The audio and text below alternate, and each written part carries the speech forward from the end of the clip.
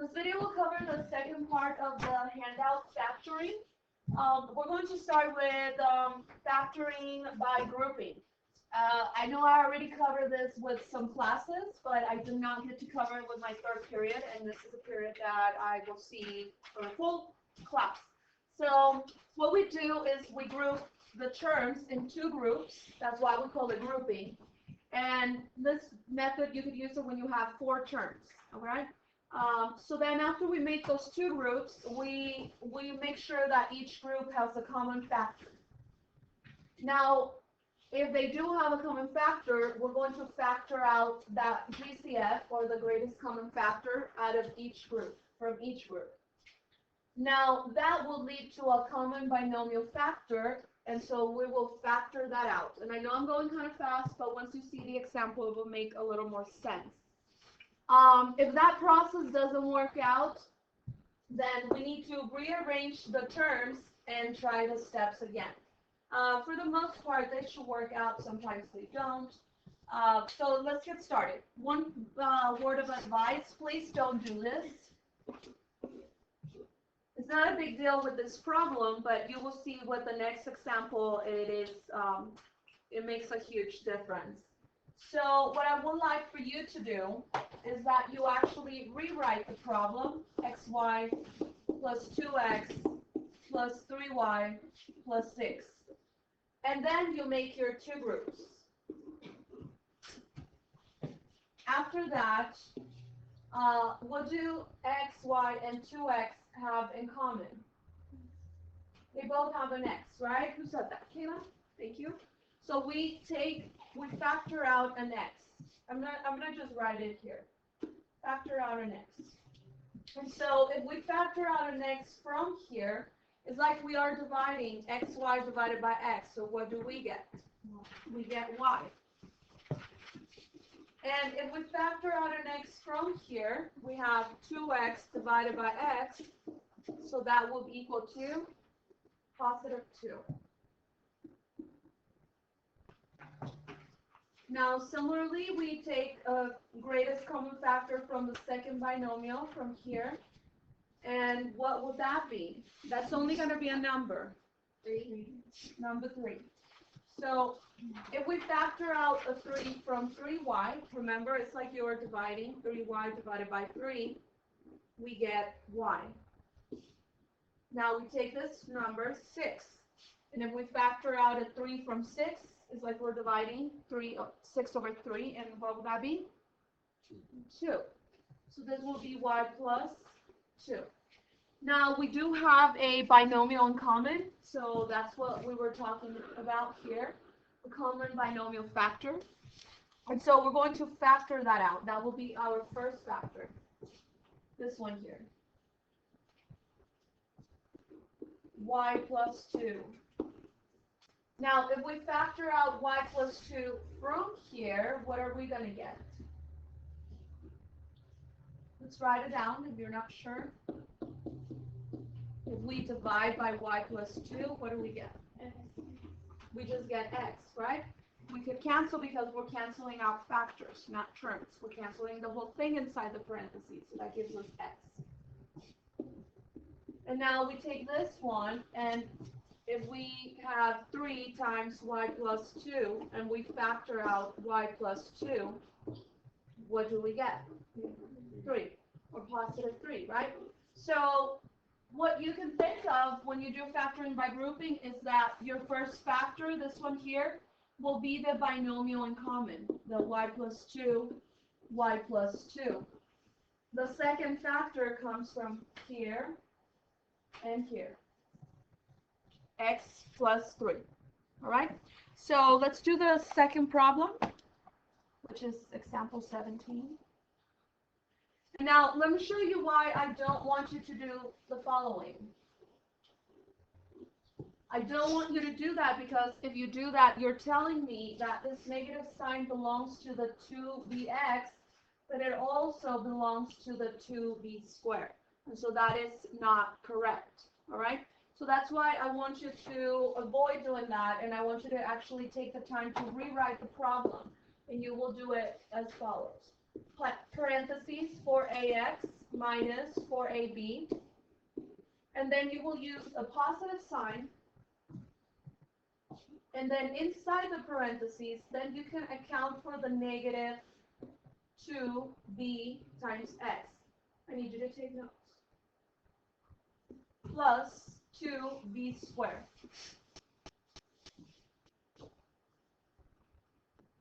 All right, now that we have formed our two groups, we take the GCF from each group.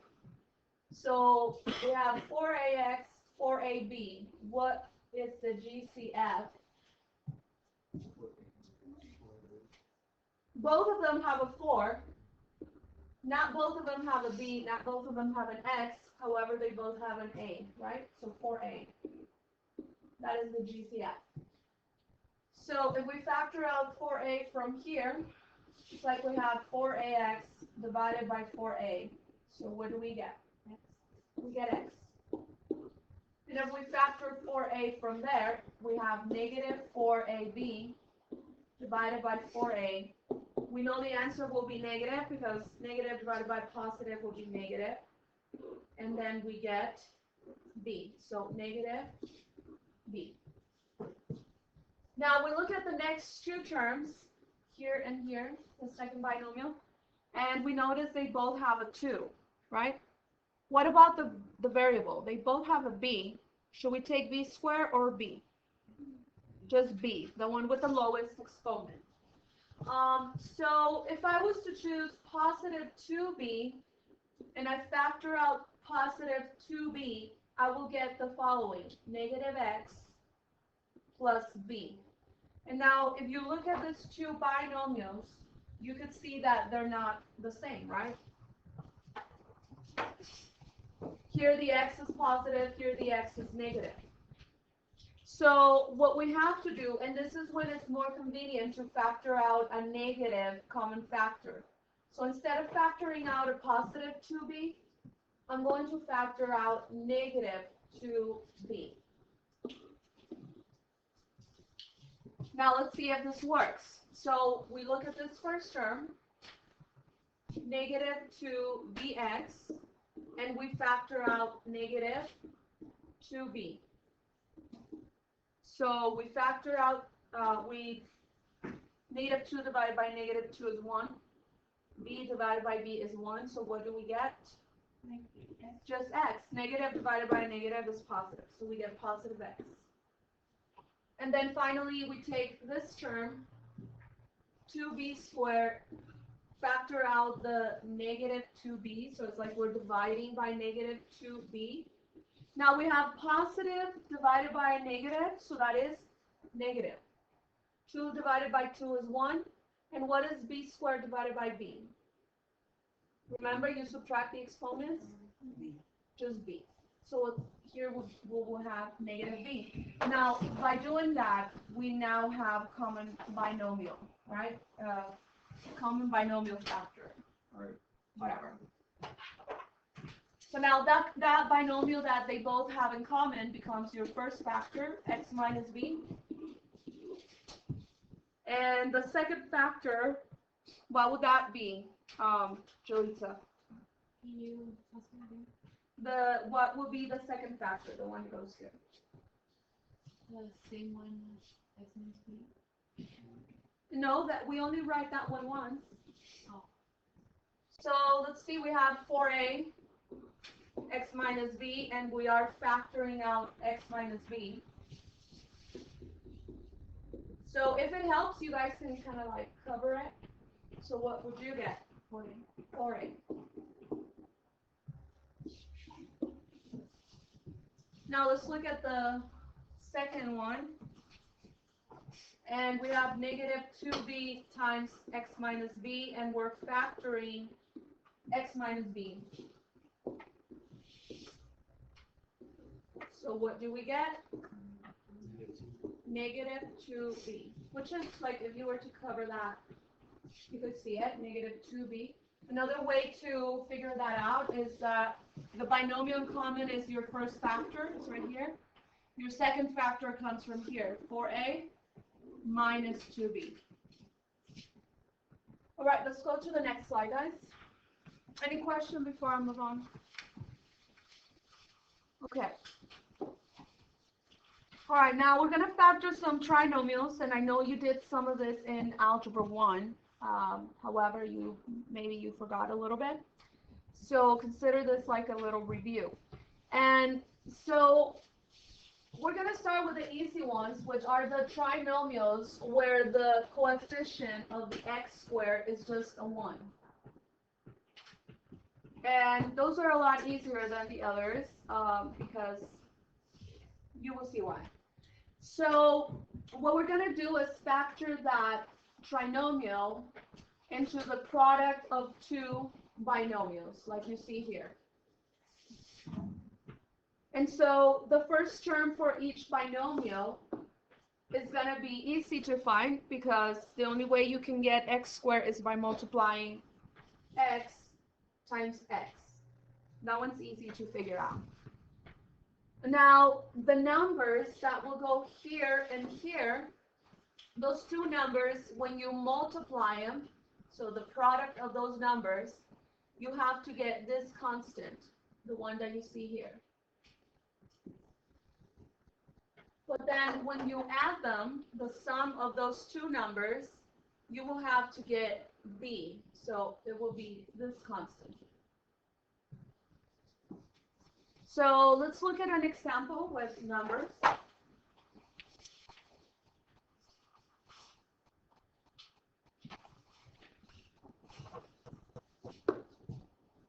So we have this trinomial, x squared plus 7x plus 12. So we factor it into two binomials. The only way that we could get x squared is by multiplying what, Kevin?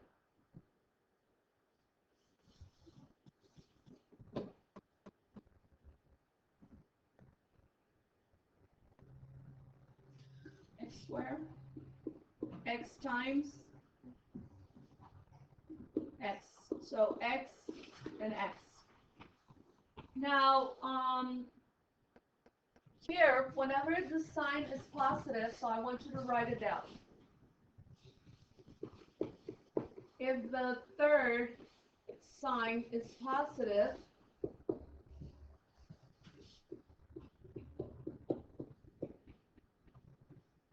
then you have two options.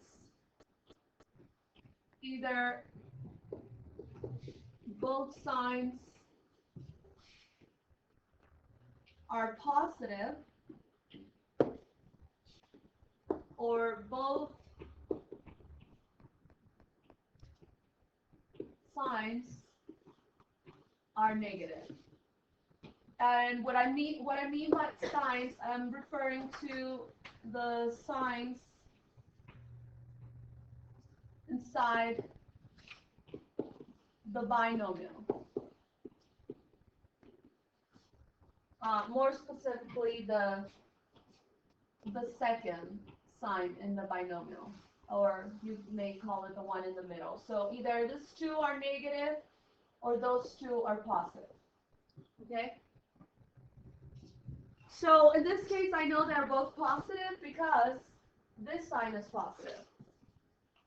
If that sign was negative, then I will know both signs are negative. So we need to find two numbers that when you multiply them, you get 12. When you add them, you get 7. 6 and 1, I don't think so. So sometimes they're easy to find. Teachers, they like to teach different methods. 4 and 3. I like to do the following. They are 4 and 3. So we could try 1 and 12. You list all the factors. And I want you to get used to do this because once we start factoring the ones where the leading coefficient is not a 1, then things become a little hectic. So 1 and 12, 2 and 6, or 3 and 4. And I like to list the smallest number on the left. I like to do that. Now, we already established that both numbers are going to be positive, right? Sometimes they might be both negative. Sometimes we might have a positive and a negative. So now, which combination gives us positive 7? 3 and 4, right? Or 4 and 3. We can write them down here. positive 3, and positive 4. Now, to check your work, you will have to multiply it, distribute it, FOIL it, whatever you want to call it, and you are supposed to get the same polynomial that you have here. A quick way to check is by multiplying the terms on the inside and the ones on the outside, and just see if you get that term in the middle, that 7x, positive 7x. So let's see if we do. X times 4 is 4x positive. 3 times x is 3x positive. So what is 4x plus 3x? 7x. So we did get that term in the middle, right? Okay, let's try the next one. Now, when this sign is negative, that means that we have a positive and a negative sign.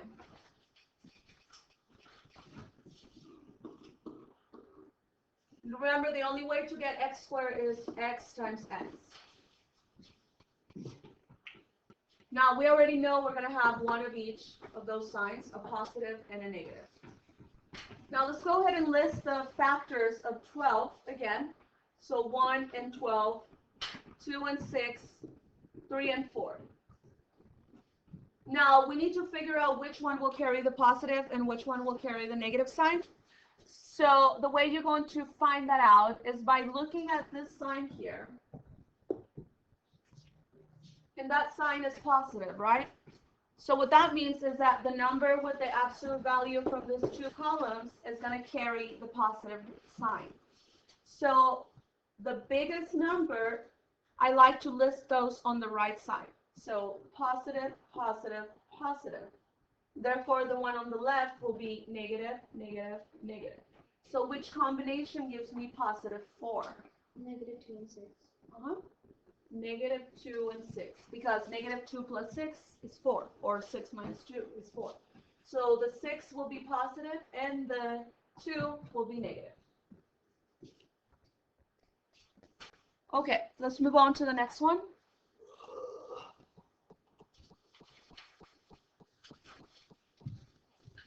So now here we have this sign is positive. Remember, we have two options. Either both signs are positive or both are negative. But since this sign is negative, which combination are we going to go with? Both negatives, right? Both negatives. So the only way you can get x squared, don't forget, is by multiplying x times x. We already established our signs in the middle are going to be both negatives. And let's go ahead and list the factors of 35. So we have 1 and 35. What else? 5 and 7. And that's it, right? I think so. Yeah, because negative 5 is negative 7. Yeah. And this one's easy because they're both negative. So negative 5, negative 7. If we combine them, we get negative 12, which is the number that we have here, negative 12. So negative 5, negative 7. Okay, let's go to the next one. Now we don't have x, we have r. So what is the only way we could get r squared? R and r. All right, now this sign is negative, so that tells me one of each, right? One of each. Meaning one positive sign here, one negative sign here. Let's go ahead and write down the factors of 42. So we have 1, 42, 2 and 21, 3 and 14, 6 and 7, and I think that's it. Is there any other combination you guys know? Okay. All right. Now, Kevin, what do you think we should do with this negative sign here? Should we assign that to the number with the biggest absolute value or the smallest absolute value?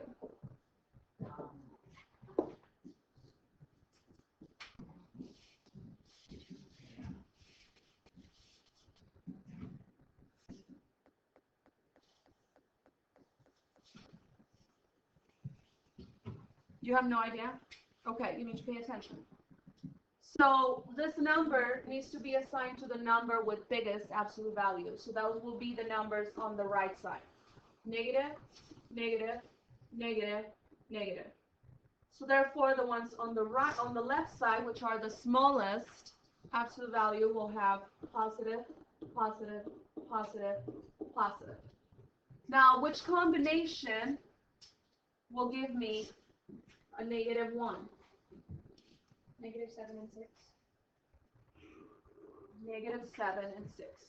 Because 6 minus 7 is negative 1. Or negative 7 plus 6 is negative 1. So those are our numbers. Positive 6, negative 7.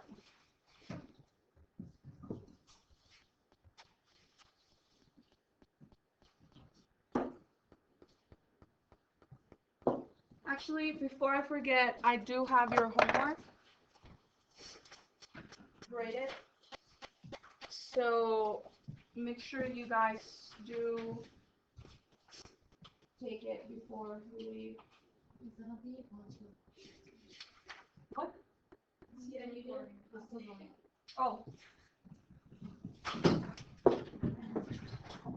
So let's go to the next slide. Now we have again two binomials here. So, I'm sorry, trinomial square. So we factor it into two binomials. The only way you can get a squared is by multiplying a times a. This sign is positive, so that can only mean two things, right? Either both are negative or both are positive. In this case, we go with both are positive because of that sign. Factors of 10, we have 1 and 10, 2 and 5, and that's it. We don't have it. Yeah, we do. Well, write it down then. Yes, we do. You just have to go down a couple examples. It's not the first one. Did I skip a slide? It was Please 3, write that 4, and down. then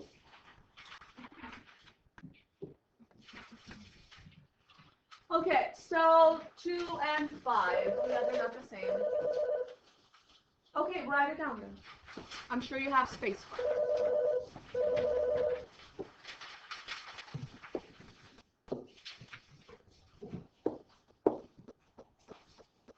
Okay, so 1 and 10, 2 and 5, they're both positive. So which combination will give you positive 2?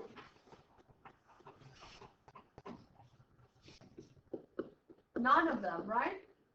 They will not. So then what we say about this is that this polynomial, polynomial or trinomial is not factorable. We cannot factor it. Sometimes you might encounter things like that. All right, now the next problem is x squared plus 7xy plus y squared.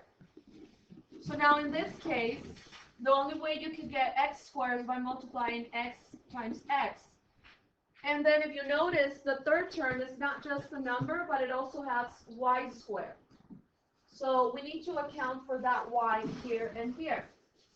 Now we look at the numbers. Let's look at the sign first. That sign implies either both signs are positive inside the binomials or both are negative. However, this sign is positive, so we're going to go with this combination, both positive. Now we need to get the factors of 6, so 1 and 6, 2 and 3. So we take 1 and 6, right? So 1 and 6.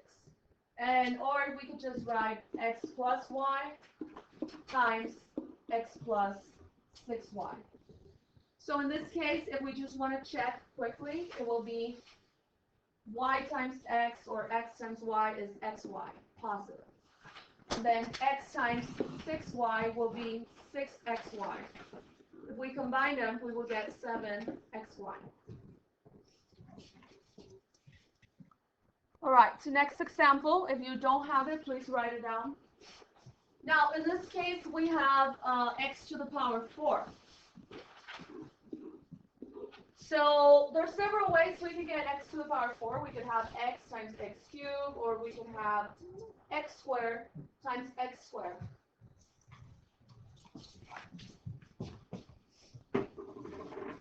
So I'm going to choose to go with x squared times x squared because we're talking about trinomials being factored into two binomials. So from here, if you guys notice, if you multiply x squared times x squared, you add the exponents, right? So that's why you will get x to the power 4. Now, the factors of 6, they could be 1 and 6 or 2 and 3. And we're talking about all positives because this is positive, so we have positive, positive. So which combination will give me 5 if we add them? 2 and 3, right? So that's what we need here. Okay, next example, if you don't have it, please write it down. So it is 40 minus 13t plus t squared. Now in this case, what I would like to do is rewrite it in descending order. So starting with the term with the highest degree, which is t squared. And then we will have minus 13t plus 40. Then we factor this into two binomials like we've been doing.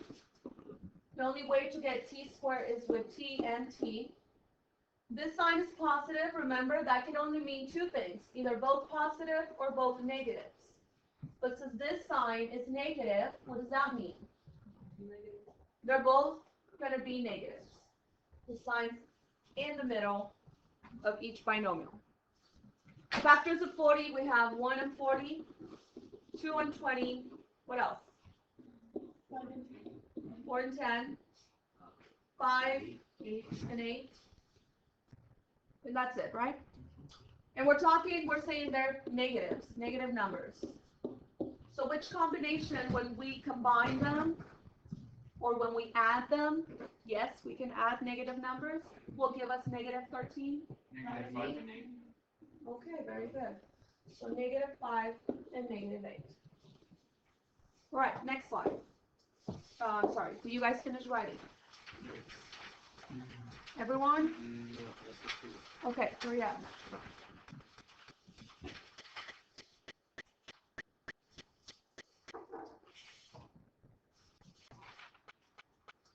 Got it? Yes. Okay. Next slide. Okay. Now we have this one. Now, I would rather not cover this yet. I will cover this when we come back. Actually, yeah.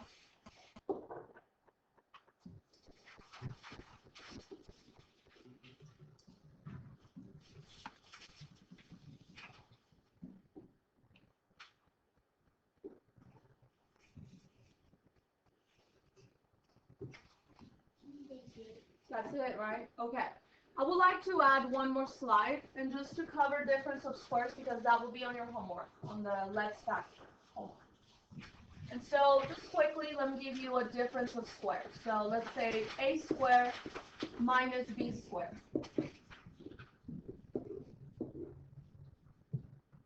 And remember, I told you, those are called difference of squares. Difference of squares, you will do the following. You take the square root of a plus the square root of a squared. It's just a. So that will go here and here. Then you will take the square root of b squared. What is that? Just b. So that will go here and here. And then you will make one positive, one negative. And that's it. That's how you factor them. I'm going to give you one more example. Let's say 9a to the power 4 minus 81b to the power 2. And how do I know it's a difference of squares? First of all, because it has that negative sign, that makes it a difference. And because the terms are perfect squares. 9 is a perfect square, meaning you can take the square root of it and you get an integer. 81, you can take the square root of it and you get an integer. And for variables, any variable with an even power, you could take the square root of it. So we will say, what is the square root of 9a to the power 4? Now, you guys know what is the square root of 9, right? It's pretty easy. What is it? It's 3. Now, what is the square root of a to the 4th? If you remember, square roots is like you take you make an exponent of fraction. So what would that be? A squared. So that goes here and here. Now we look at the next term and we're going to take the square root of 81b squared. What's the square root of 81? 9. And the square root of b squared? B. So that will go here and here. We make one positive and one negative, and that's it. We are done. So this will be the end of the video. The homework, when you come back from break, will only be let's factor. And also the homework that I assign on Alex, that will be counted as your midterm exam.